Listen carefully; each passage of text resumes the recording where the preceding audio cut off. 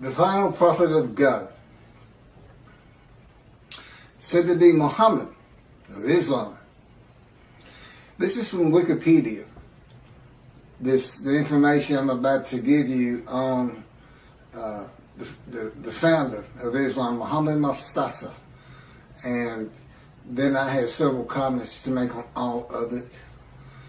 When Muhammad was 40 years old, he was commanded by God through his angel Gabriel to declare his oneness.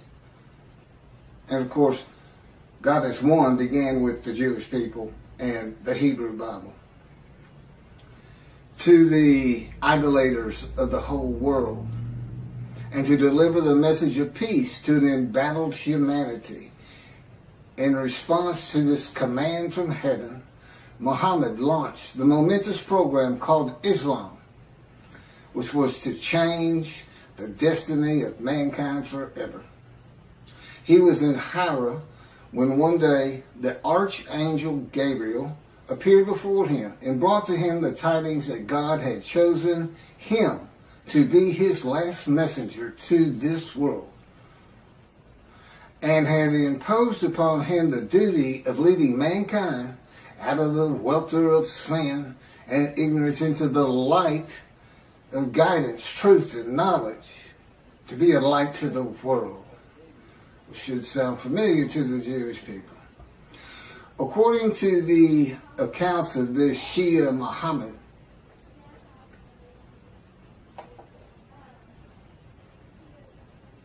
well, I'm working on this. Again, I'm just getting started on all this. And I have a computer in front of me because my cell phone is not responding correctly this morning, and the Lord wants me to get this done. And, Gabriel's not an angel.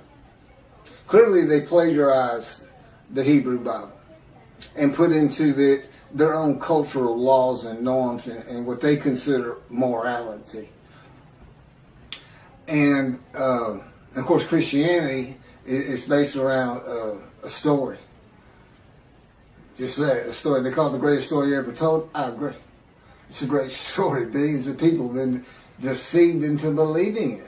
Now, I can understand the people of antiquity believing it, but the people today believing it,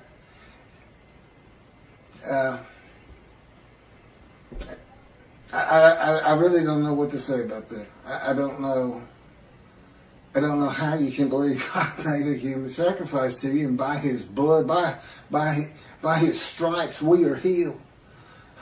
Again, God made me watch Christian channels, and then there's this one fella, I'll sell you the blessings of David. I said, well, God, what are the blessings of David? I'm thinking. He said, there are no blessings of David. He's making it up. People believe him. They send their names in with money, and he says their name on the air, and that's what they really want. So, but there is no angel Gabriel. He only appears in the book of Daniel. He only appears in the book of Daniel, who is not a prophet, and it is not a book of the prophets. And he doesn't speak with God. That's what a prophet is. And even Jesus calls him a prophet and quotes him as a prophet, and he's not. It's just story. I mean, come on. A bunch of men standing in a kiln that's burning hotter than the sun, it's just not gonna happen. It's not gonna happen. But you read the same things, the leaders of Judaism read the same kind of absolute, that can't happen. But because they like it, and they say our sages believe that, we believe it. Well, your sages lived in another time. Michael Skobac, Jews for Judaism, who also claims Isaiah 53 is the Jewish people as one man, Israel as one man. They had gathered, been crushed by disease, and offered themselves for guilt at some time in history that I am unfamiliar with. Because he doesn't say it's something that's going to happen. They act as though it already happened. Tovia Singer of Outreach Judaism believes it happened in World War II with the Holocaust. But that was just 6 million. That wasn't all the Jews of the world gathered as one man Israel. They didn't get long life. They didn't see their children. They didn't teach righteousness. Neither did Hitler if he's the one that offered them as these ram sacrifices, because he reads an offering of oneself for guilt to literally mean, these are his words, it literally means a guilt offering. Let's go to Leviticus. Now, he doesn't say let's go to Leviticus. He says it's a guilt offering, but a guilt offering is an unblemished ram for theft or destruction of holy things, debts. What that has to do with anything, I don't know. Because he's an anti-missionary. He's pointing this interpretation of 53 away from Isaiah 53. But they think they're forgiven of sin. They're not worried about theft and destruction of holy things. They're not worried about that. So I don't know what he's doing, except reaching, really, really reaching. I think the description of a man marred so much beyond human appearance, semblance, and all this plague afflicted, that the Holocaust just grabbed him and he just made it fit. Well, that's what the Christians do. They make Jesus fit. They can argue with me on every single verse, and if you've watched my 6 videos on 53, it took me 6 videos. Some of them were just a half an hour, but there's a lot to it, and I'm the only person who's ever explained it this way. Is anybody who watches it that's familiar with 53 and the commentators on it today. You realize nobody's read it like this, and nobody's ever connected the story of Ezekiel to it. And this atheist, pretty smart guy, but it's just like in Malachi 3. Every time God had me read it, I said, why is that angel leaving early? And he wouldn't tell me. I didn't know until I typed it. I didn't get it. I didn't put these things together. I certainly didn't put Jeremiah into it. In this new covenant, I read the new covenant and it just went on. It didn't even mean anything to me because I had no background in anything except for the 10 Commandments and Charlton Heston.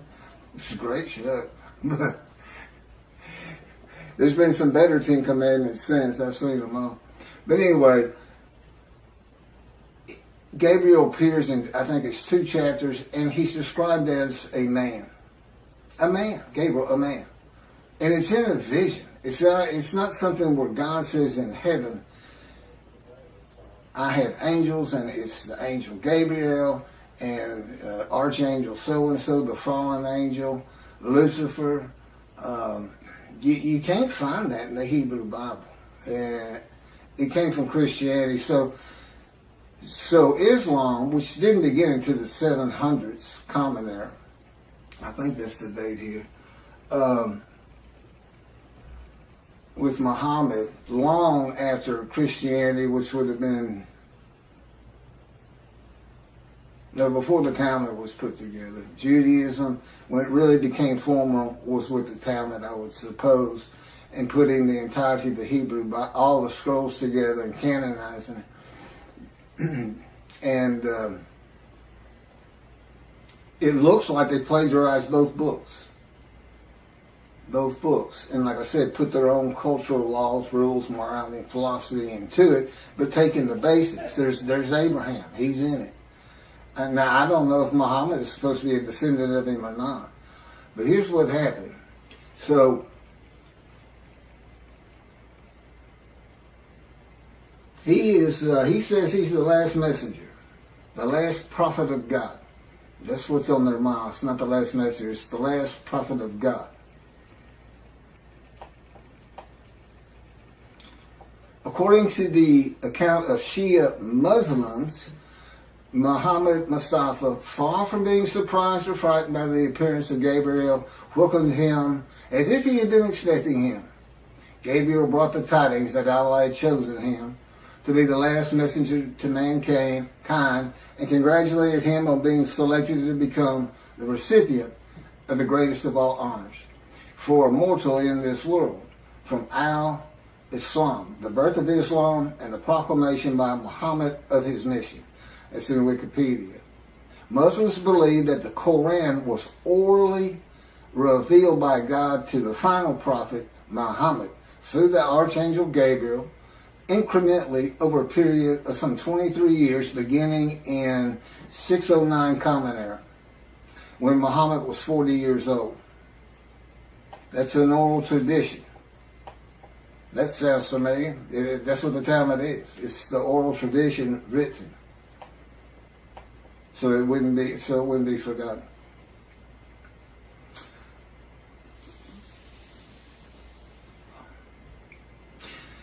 And then he died in 632 Common Era. Muslims regard the Quran as Muhammad's most important miracle. He worked miracles like Jesus did. You know, he could bring tidal waves with fish to feed the multitudes. And Jesus fed 5,000 with 2 loaves and 5 fish, or 2 fish and 5 loaves, something like that. Fed 5,000 people. And a proof, his book, the Quran, a proof that he was a prophet, that God spoke to him through Gabriel, the angel. This Quran was the culmination of a series of divine messages, starting with those revealed in Adam and Eve, and ending with Muhammad. According to tradition, several of Muhammad's companions served as scribes and recorded the revelations. Shortly after his death, the Quran was compiled by the companions who had written down or memorized parts of it. That's from Quran in Wikipedia.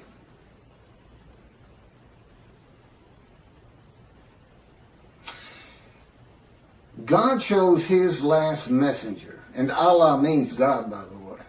It's just not the God of the Hebrew Bible and the God of the Jews. God chose the last prophet, the last messenger, long before the time of Muhammad, when Malachi wrote Malachi. The messenger is Elijah for a time to come, and the time still had not come. The land did lay desolate, but they had not returned. It did not bloom again until 1948. And even then, it was a desolation. It took many years to get it going and renew all the old cities like Jaffa and Haifa and Tel Aviv, and of course rebuild Jerusalem. You know, it's a metropolitan area now. Elijah, which of course is me. Now, how do you think Islam's going to react to me? We already know how the Christians are going to react. Not too favorably. Not too favorably. So this, you know, David is here because I'm David. David is here. I am the Moshiach. I am anointed. Which means the man of Isaiah 53 is anointed. And the anointment is the alighting of God's Spirit on me. That's how I know I'm the man of chapter 11, verses 1 and 2. Because there is no question that the Spirit and God are within me. And that's how I know this whole concept of God is in his Spirit. And I can point to Scripture that says just that. And explains things where it doesn't say it. Now they believe Muhammad to be a prophet because of his book. I've got 2 books God dictated to me with all this information. This is chapter 49 of Isaiah 53 in the day of the Lord. See, it's not just about Isaiah 53. Now, the last chapter is the day of the Lord, and I'm going to do that probably on a separate video. I may make this another 2 half-hour recordings. All my camera will take. So, God's righteous servant, me. I am the final prophet, not Muhammad. And as the final prophet, and with the God of the Jews, being the Abraham and Judaism being the Abrahamic religion that is correct. There's 3. I mean, if you really sit back and think about it, who's gonna win that?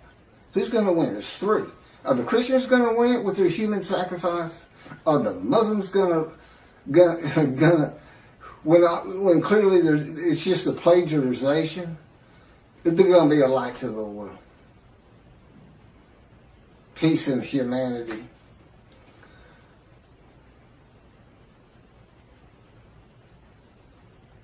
And they got there by stealing somebody else's book. They took the book of the children of God also. The Christians attached it. At least they didn't attach it to the Koran. You know, I mean, that's a plus in their favor, I suppose.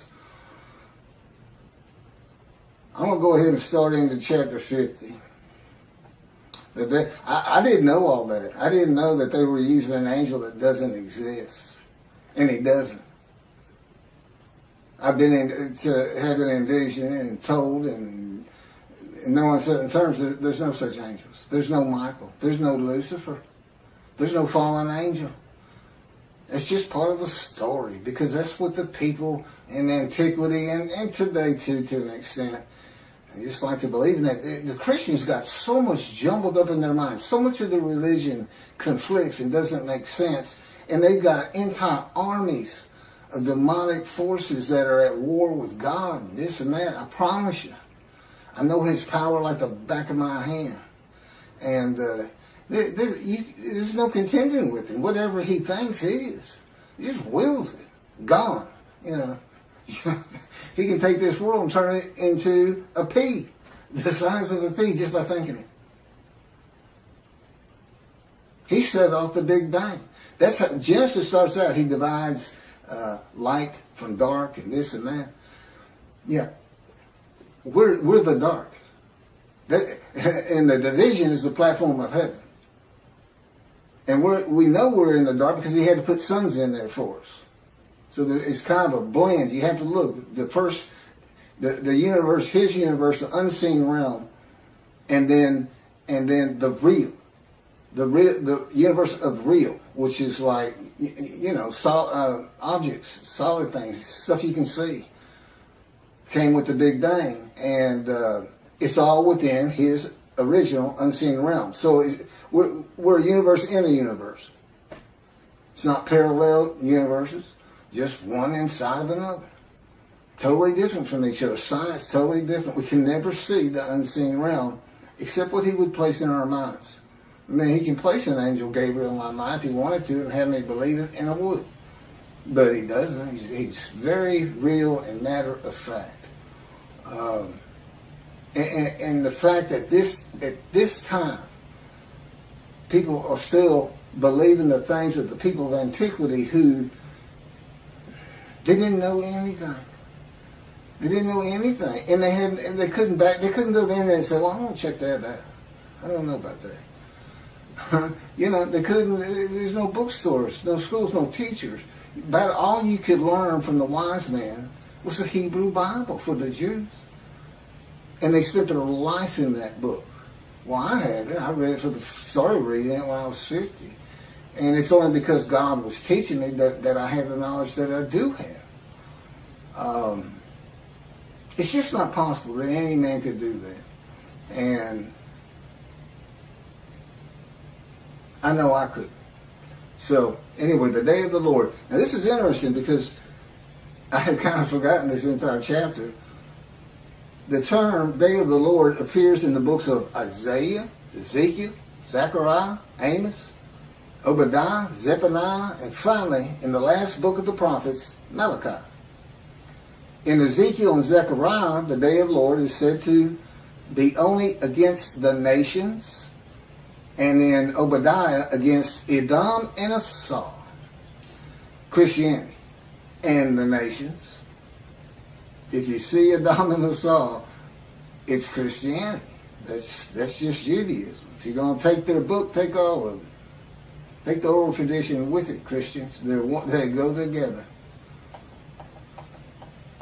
The prophets warn that the day of the Lord is near, but it is not the end of the world. Now, this is true of the Essenes too, the sect of Jews who wrote the Dead Sea Scrolls. But and with the same concept, evil's going to be gone, but the good stays. The destiny of the world will be changed. God returns to the earth to dwell among his people in his sanctuary, which he's doing, on his holy Mount Zion in Jerusalem, and the world will know that he sanctifies Israel. Lo, the day of the Lord is coming with pitiless fury and wrath, to make the earth a desolation, to wipe out the sinners upon it. Isaiah 13 and 9. You say, well, see, that's not, you haven't been talking about that day of the Lord. Yes, I have. God's final word on it. Because that's not going to happen. That, again, that's just fun to read. It scares people. And whoa, war's coming kind of a thing. For a day is near, a day of the Lord is near. It will be a day of cloud, an hour of invading nations. A sword shall pierce Egypt, and Nubia shall be seized with trembling, when men fall slain in Egypt, and her wealth is seized, and her foundations are overthrown. Nubia, Put, and Lud.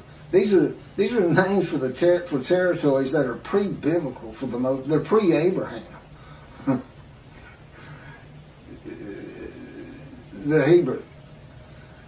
And all the mixed populations in Cub and the inhabitants of the allied country shall fall by the sword with them. Ezekiel.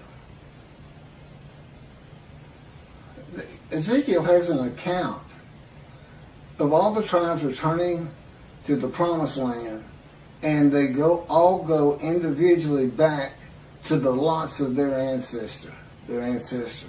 Do you know how many? It is impossible to determine that. Rambam says, I can do it. I can tell him, no, can you? He says, I do it by a spirit, and has no concept whatsoever that God is in his spirit. That the spirit that alights upon me is one of being able to determine your ancestry all the way back to the partitioning of the promised land, and to the tribe you should belong to, that you have the most blood of. Okay. Sounds great, Ezekiel. I'm sure people will love it, but not going to happen. Not going to happen today. That's for sure. Yeah, David's here. The peace in the world. I'm here. It's just about undeniable. This is like 100 times more proof than Moses had. Nobody even knew he was writing the Torah. I'm sure nobody knew. And if they did know, they didn't care. And the fact that God was telling them, they may have believed, they may not have. Many of them would ask him, how do we know you're talking to God? Today he'd say, well, read this. It's called Leviticus. You think I woke up and wrote God's laws without him telling me what to do? Because I thought that's what he was telling me? That's the Christians. I'm getting the word from the word. For some reason, they call Jesus the word before he came into body. So they get a word from the word. The word, I think, means God. I'm not sure. But everyone who invokes the name of the Lord shall escape, for there shall be a remnant on Mount Zion and in Jerusalem, as the Lord promised. Anyone who invokes the Lord will be among the survivors. That's from Job. For I have noted how many of your crimes and how countless your sins, you enemies of the righteous, you takers of bribes, you who subvert in the gate the cause of the needy. Surely, at such a time, the prudent man keeps silent, for it is an evil time. Seek good and not evil, that you may live, and that the Lord, the God of hosts, may truly be with you, as you think, hate evil.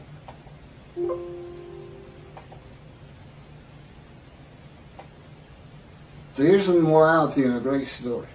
Day of the Lord. And love good. And establish justice in the gate.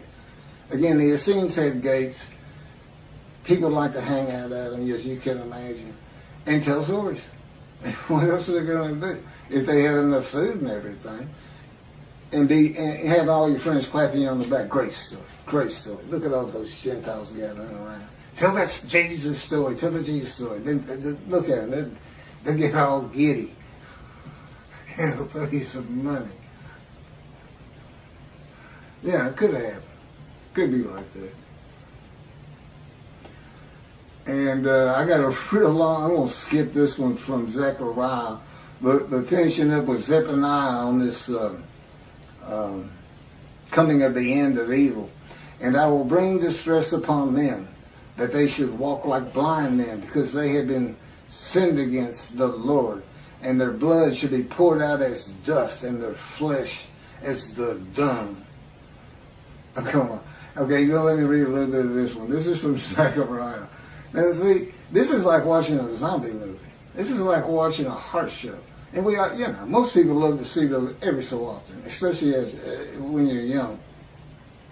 As for those people that warred against Jerusalem, the Lord will smite them with this plague. Their flesh shall rot away while they stand on their feet. Their eyes shall rot in their sockets, and their tongues shall rot away in their mouths.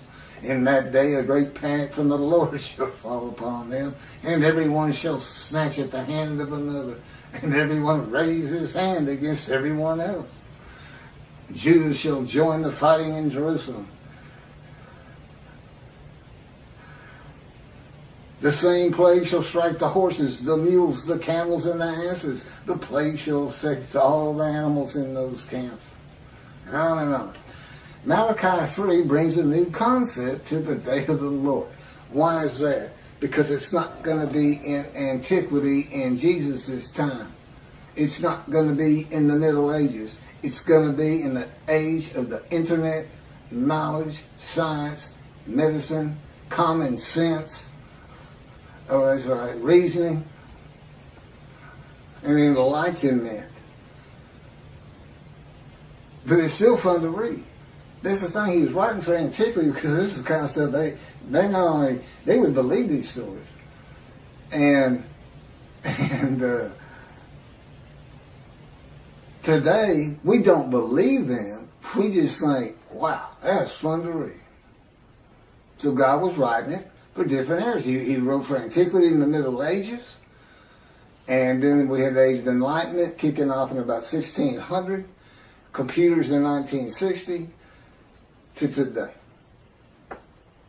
Age of the Internet.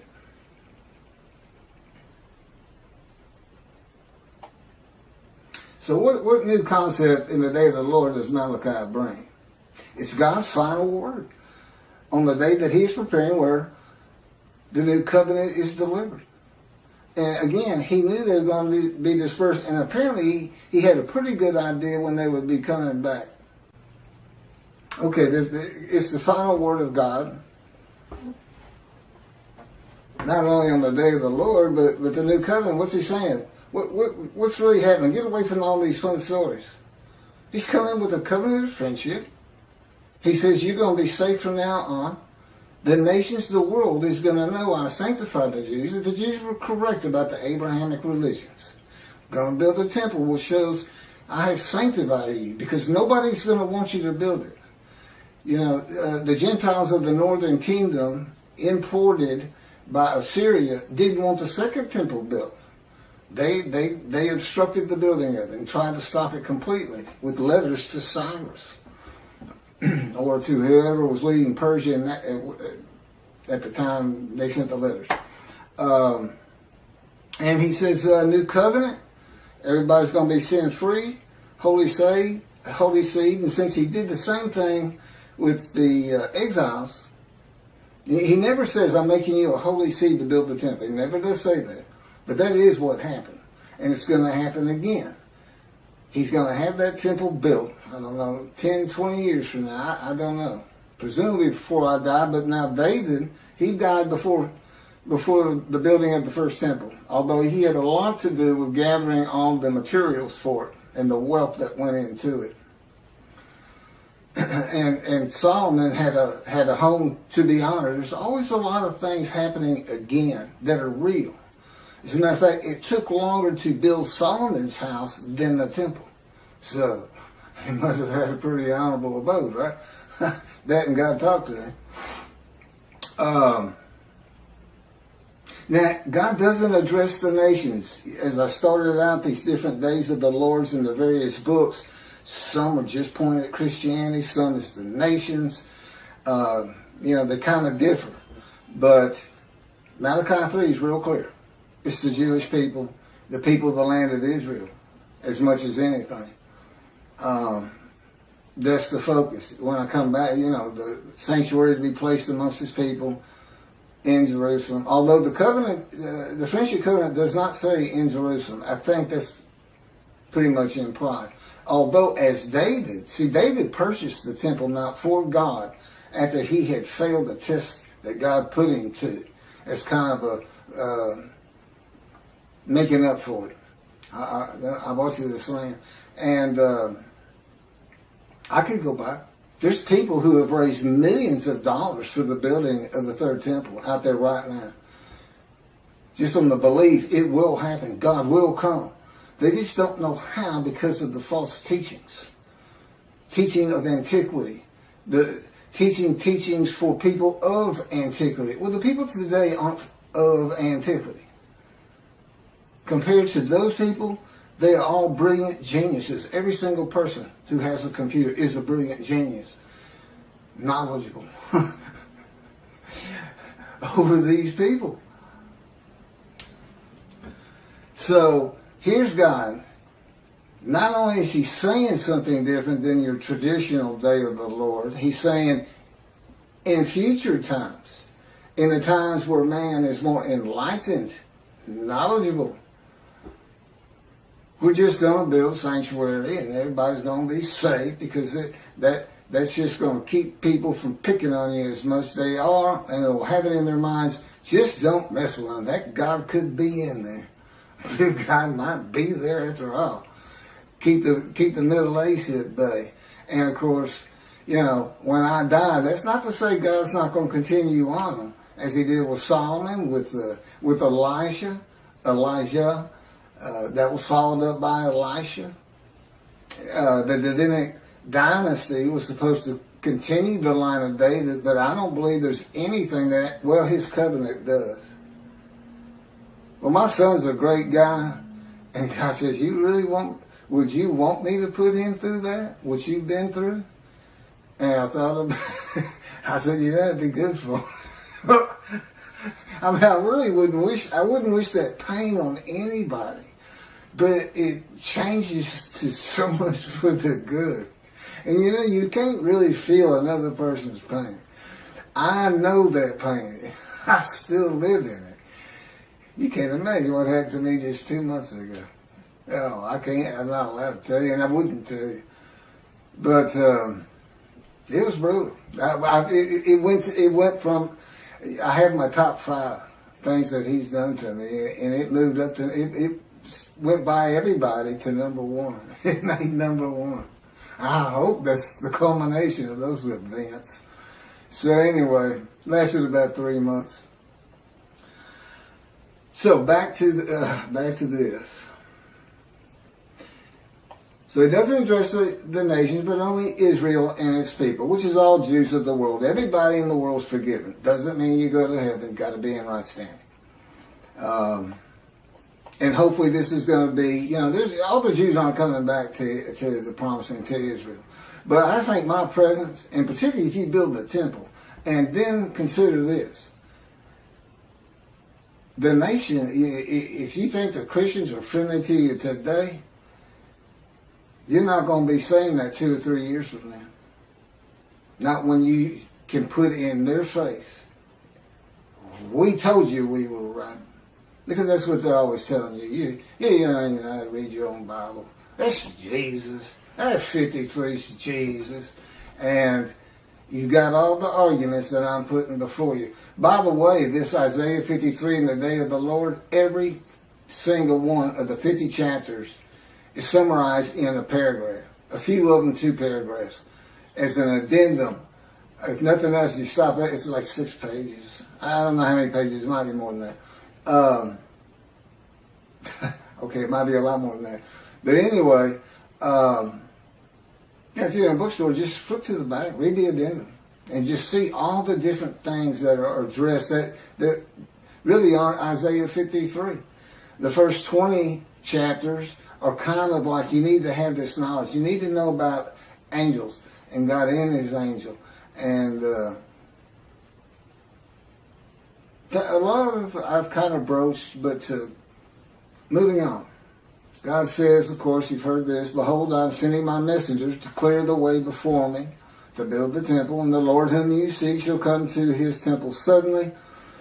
The messenger is Elijah in verse 23. As for the angel of the covenant that you desire, he's already coming. I've talked about that. The angel of his presence brings the new covenant, Jeremiah 31. All Jews are forgiven of their sins and iniquities. And it's going to be when I get my books published. That's when it becomes official from God's line. And even then, it has to be people who find out about it. Once you find out, whether you believe it or not, but when you start hearing you're sin-free, that's when you need to avoid the evil inclination and really, really stress your Judaism and learning your Torah, which is the effect God expects, Torah on your hearts. And heed God, revere, and esteem his name. Because you don't want to miss what he's preparing. You don't want to miss it. You don't want to miss watching the evolution of the Jewish people from Abraham. He's going to pick, the guy's name will probably be, Poindexter or something. Who knows? He's so funny. But I'm sure, okay, it'll be serious, God says. He says, I let Keith cut up a lot. He's a human being. It's good for him. And I play along some. He'll tell you, it's not nearly enough. Or it's too long. Or it's not long enough. God recognizes that the forgiveness and equities and sin of Jewish people will not cause all to heed him. And in Malachi, he says it, I know there are those that don't. Those that do, I'm putting in the scroll of remembrance. In Christianity, believing in Jesus and accepting him as his one Lord and Savior brings sin forgiveness and entry to heaven when he returns. I've covered that. Even if you've committed murder and other crimes against humanity and God, and that's just not true with the God of Israel. He's not going to have bad people up there. But that doesn't mean you don't want to practice Judaism. Because I know the Jewish people like to focus on life today. The heaven that the Christians dream of and think of is not first and foremost for the Jew. It's being a light. It's living life as well as it can with all these instructions God gave us on how to do it. And so this is bonus time, and God knew that. You just have to understand, he's able to play these things out in his mind as though he sees the world, the evolution of generations and cities being built and things being invented and knowledge and universities coming in. And he can just watch it all happen, and he can see what's going to happen to the Jews. He knows they're going to get destroyed in Europe. And he'll tell you, okay, I'm not supposed to go into that. Maybe someday. But moving forward here, and just keep that in mind. He knows it's going to be a modern time. And here I am, and listen to what he's having me tell the rabbis. And you know what? You know what the effect of that is? It's not a metaphor like Torah on your heart. But, he says he forgives sin, that makes everybody learn Torah. It's really two separate different things. But, so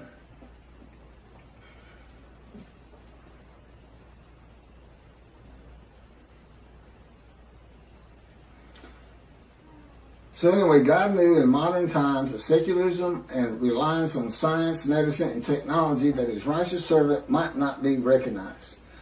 The utter destruction is simply on its way, just like it was with the Assyrians, Babylonians, and the Romans long ago.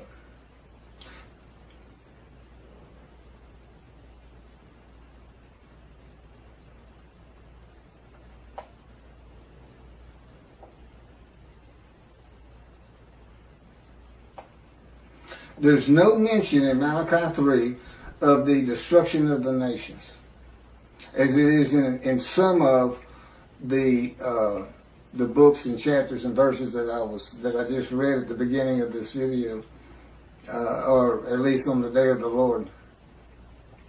It is implied there will be destruction in the land of Israel, because God says, if He doesn't do it, when I come, it will be with utter destruction, as though there's going to be some, and there would be, to take the Temple Mount. It'd have to be something like the 6-day war. I don't think Israel would ever just storm it and say, well, that's it, we're just tired of it. You gotta go. And unless there's some heinous act done, like a nuclear suitcase bomb, where they finally say, that's it.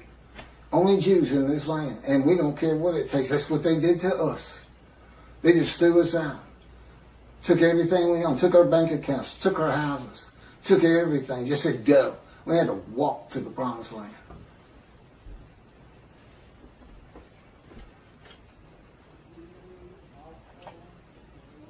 But it's the building of the third temple. Now, I remember that.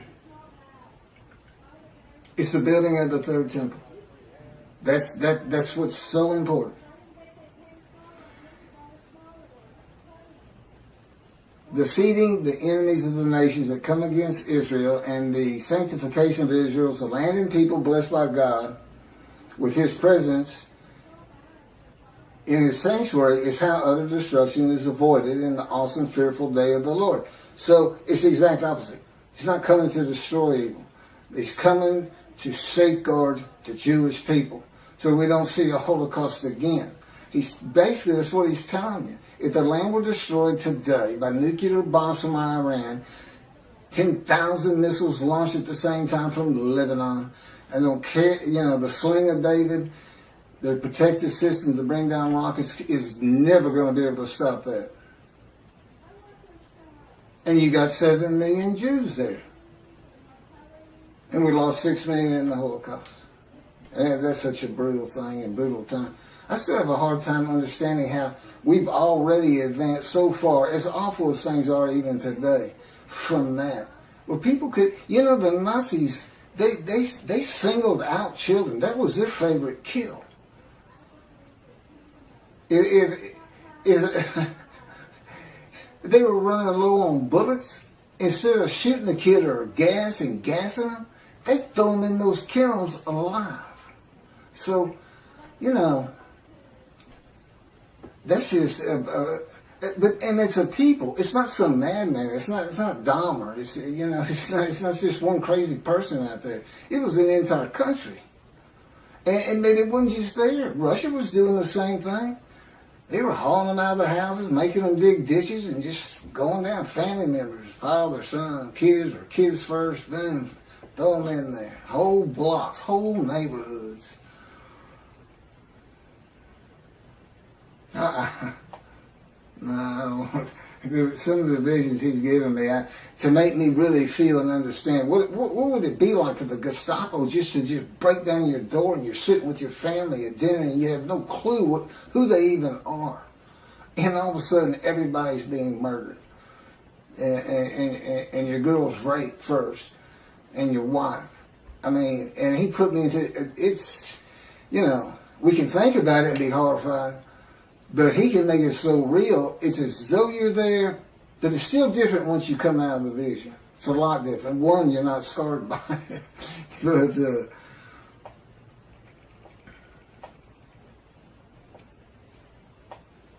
I have a lot of things that's just about it for the day of the Lord that I have.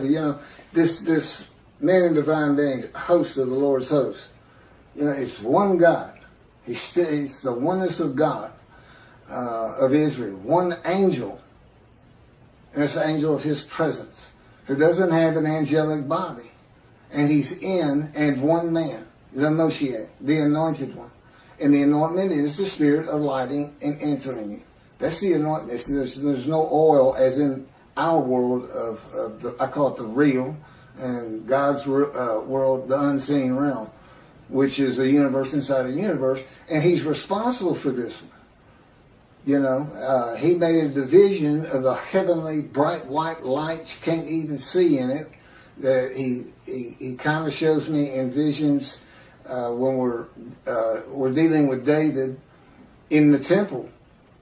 It's not the same temple that's on the ground here. It's different. There's still the temple, still got the walls. There's a lot of similarities, but in one vast room, it's that bright white light, and in the other is the king's throne and water coming out and flowing down the steps out front. And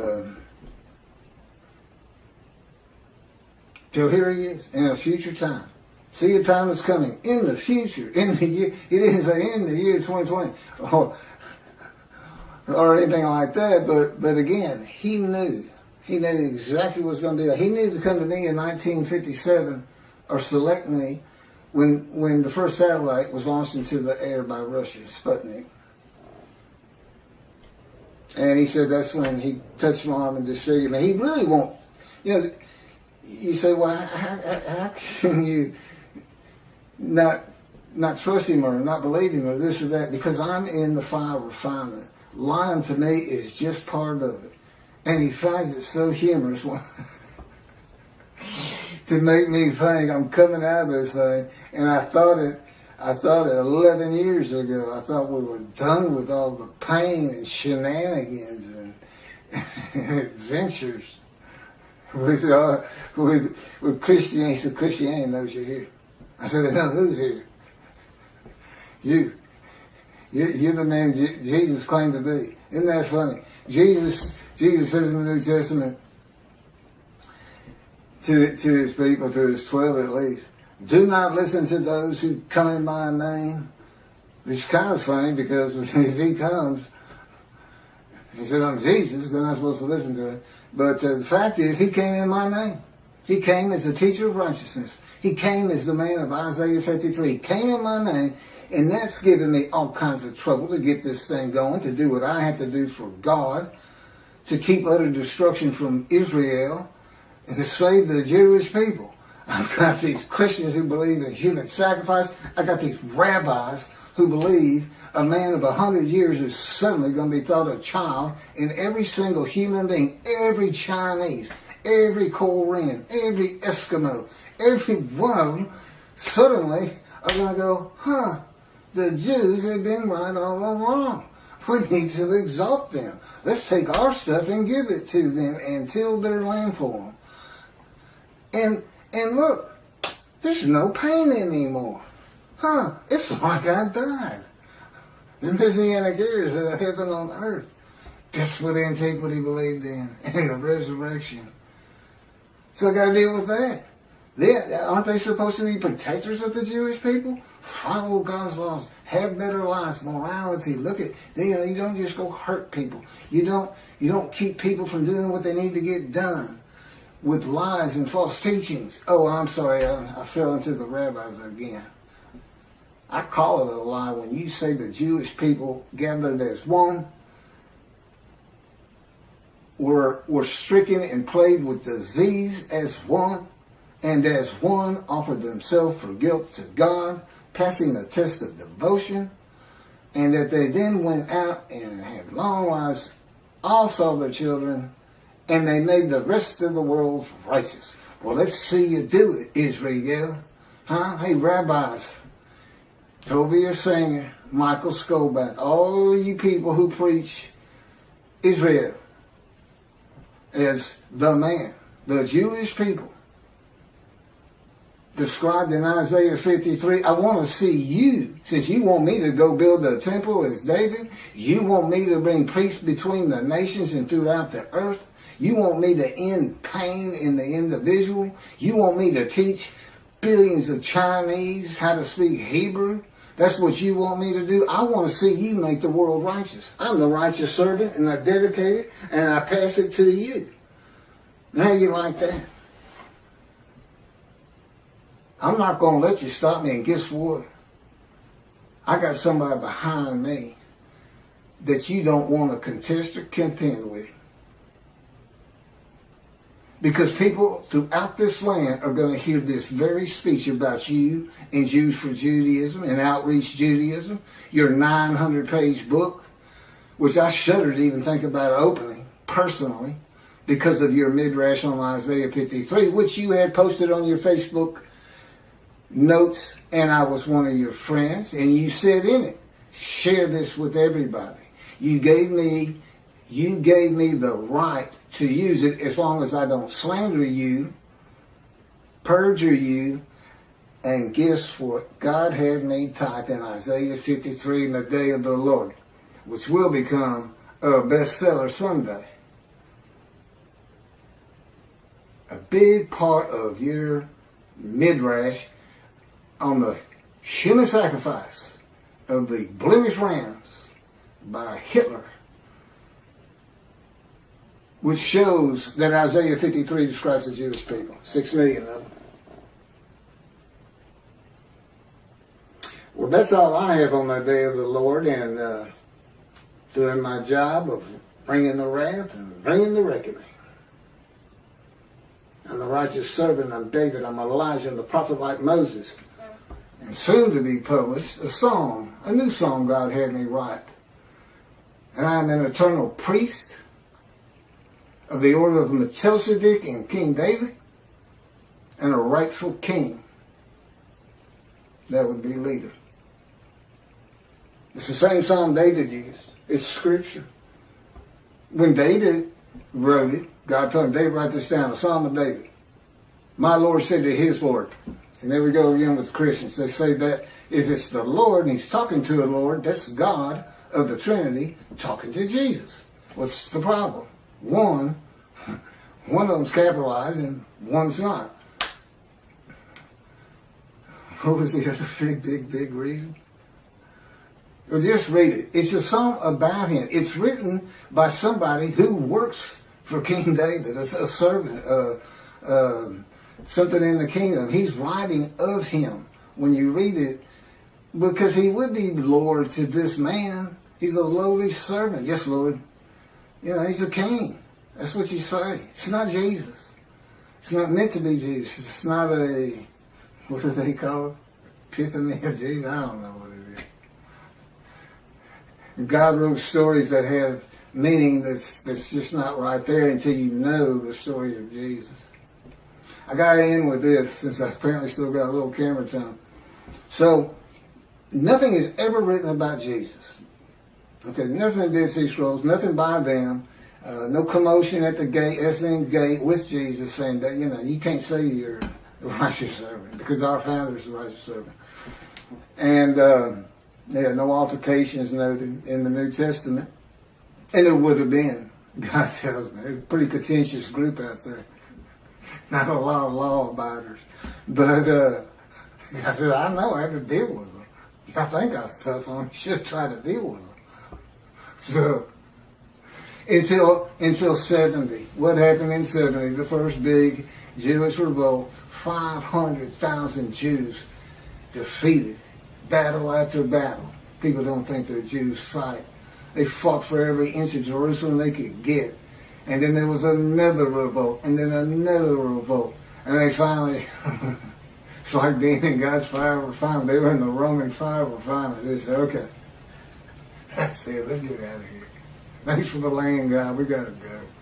You made everybody mad at us. We're saying we're the chosen. What? So, that's when the first book, so you see these two rabbis, trudging along through Syria and heading towards Europe. And what are we going to do for money? What are we going to do? I got kids, everything. I can't go to synagogue and make money. That's how I make my living. It's teaching the Hebrew Bible. His friend says, first says it's Shlomo. That story about the Jesus. I get money every time I tell that story, especially if I change it up a little bit. Every time I tell that story, boom, I got lunch, I got dinner. I sometimes have food for the next day. They love it. They just get all, I believe, praise Jesus, falling on the ground. Holy rollers. That's where the first holy rollers came from. If you don't know what that is, look it up. He says, they love this stuff. And Slow-Mo looked at him and said, oh, you got to be kidding me. You can't put that story in the Hebrew Bible.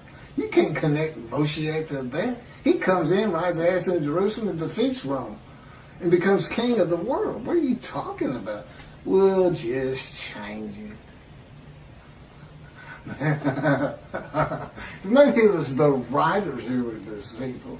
That it would only be because there was no Jesus. Nothing written about him. Are you kidding me?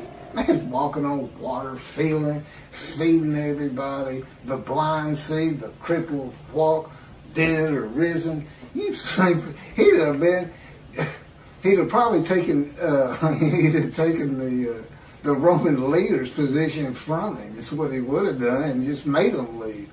He had used his head instead of trying to fight them hand-to-hand combat. I guarantee you, the revolts would have had more success, although ultimately beaten down just by numbers, if God in me had been there with this unit, this human body, or any other human body. Just because he knows everything. He said, it'd be more like the Americans fighting the British, hiding in trees and bushes and stuff. So anyway, thank you. Tell anybody who's interested in Isaiah 53 that there's a new take on it. There's new explanations. And tell them it's the leper scholar. It's from the Talmud, Babylonian Talmud. There's actually, it's quoted something, Sanhedrin 9b. I'm not sure if that's in the Talmud or it just gets spoken of in the Talmud. I know the Sanhedrin, I know what they are. But I don't recall seeing anything that in the Talmud, Sanhedrin is like a special book or something, or some extra, or a section. I don't recall ever seeing that. And again, this is where, God, I'm still a human. I'm still Keith. And the way he does that is I still can't find my car keys. If I had a car. And, I'm the same old forgetful person. He keeps me forgetful. But I'm still a lot better than I was. Anyway. It was easier using my computer, but I don't know what it looks like on the video with me looking down so much. And so much today I was reading and not being able to, like Isaiah 53, it's on the tip of my tongue anytime. But I hadn't looked at these two in a couple of